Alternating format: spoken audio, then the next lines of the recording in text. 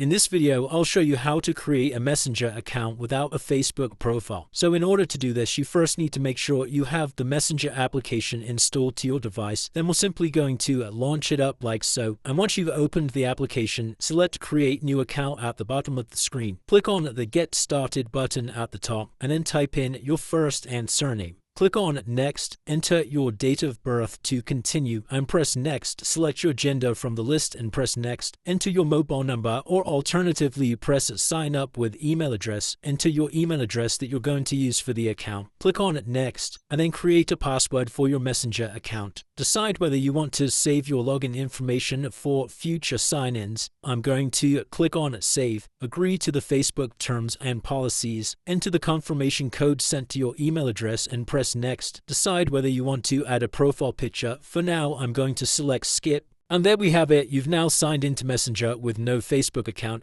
If you did find this video helpful, then please consider dropping a like and subscribing.